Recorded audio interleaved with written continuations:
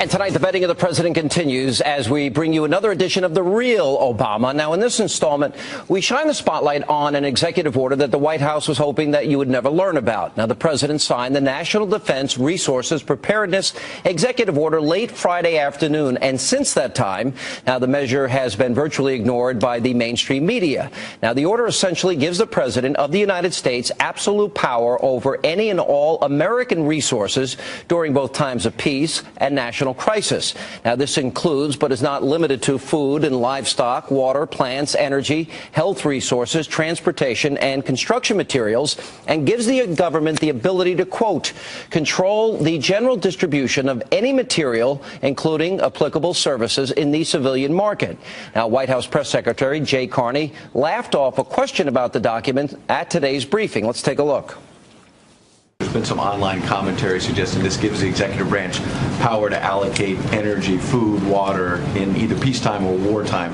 And there are some conservative blogs that are pushing the notion that this suggests the White House is preparing for a war with Iran. Can you explain what this executive order was?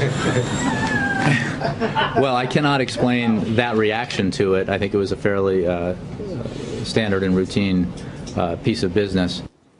Now, not everybody's laughing about this executive order. In fact, some have suggested this would give the president of the United States the authority to declare basically martial law during times of peace. And to be sure, this is simply the latest string of actions taken by the administration that ignore the basic principles of our Constitution. Joining me now in tonight's edition of The Real Obama, Jay Sekulow from the American Center for Law and Justice, and Fox News contributor Lanny Davis. Guys, welcome back.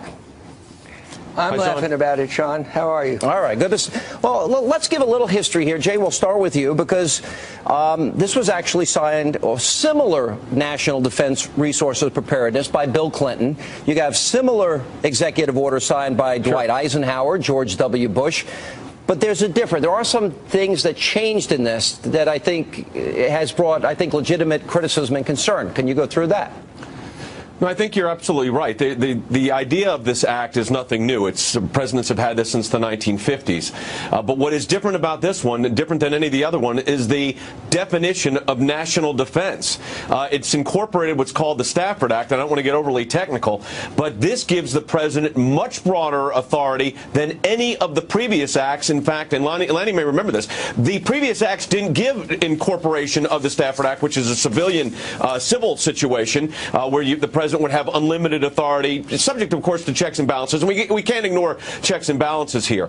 But the definition of national defense is broader than it has ever been under any of these previous executive orders. And I think that's the most significant aspect of this. And by the way, president's getting flack from the left and the right. The left said this is preparation for the war in Iran. That's why the president's doing this, a potential war with Iran and the concern about the energy resources of our country. And, of course, conservatives are saying this is unchecked power. Yeah. There's a balance here, but the one thing that's very different, Sean, is the fact that the national defense definition is different than it has ever been and much broader than it's ever been. Lenny, this very specific section, and Jay, correct me if I'm wrong, is 801J, if I recall. J, right. That's correct. Why would the president change that definition? And, Lanny, you're an expert in media. Nobody is as good as you.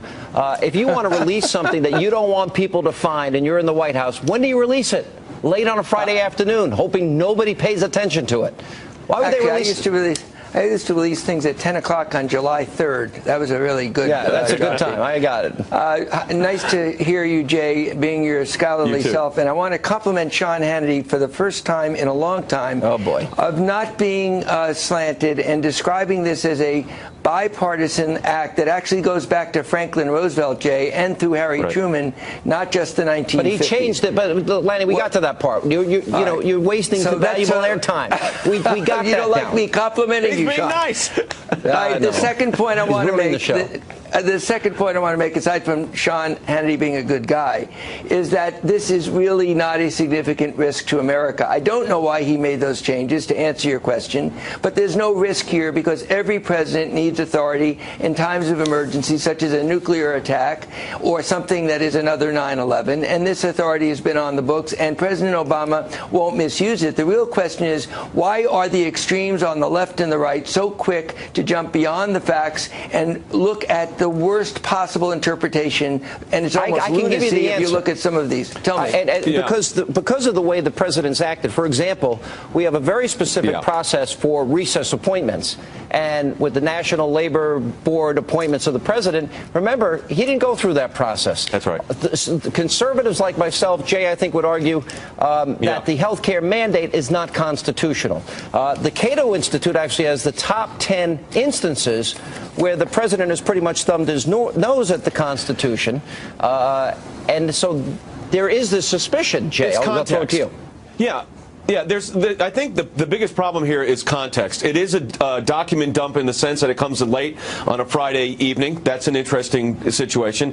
Its second is the context of the other situations. You talk about the Attorney General and the Fast and Furious situation. Then the Attorney General said he was concerned about what the NYPD was doing, which was clearly within the law, and I think the Department of Justice has now backed off on that wisely.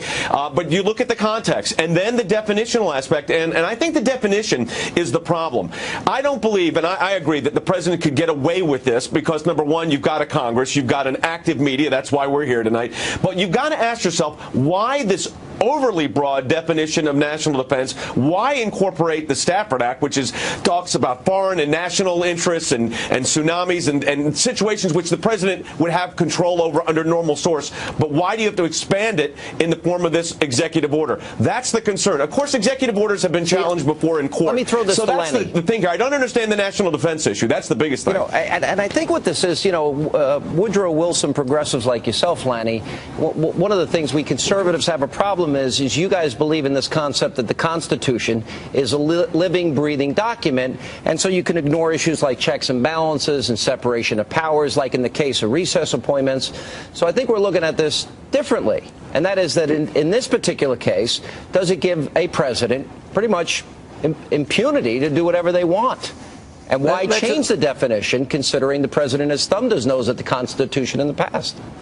First of all, my point of view is he hasn't thumbed his nose, and if the Affordable Care Act is unconstitutional, let the Supreme Court decide that, not Jay and Mr. Justice Hannity. But most importantly, this is more reflective of the paranoia on the left and the right that's going on in America and polarizing this country so badly. Jay and I, as Jay is a conservative and myself as a liberal, are able to exchange views in a civil way with Sean Hannity as a civil moderator. What's going on the Twitter and the internet is lunacy. If you read some of these comments, it's not Jay analyzing this calmly. It's complete why are we lunacy. Attacking people that have and a nobody different is view? mentioning Ronald Reagan, and I'm only saying that it's the extreme interpretation that causes the polarization in this country, Sean. And the president has never contributed to this by saying Republicans want dirty air and water and want kids with autism, Down syndrome fending for themselves. He's never contributed to this at all. I don't like rhetoric. I don't like the extreme rhetoric. Sometimes I think the president has gone too far,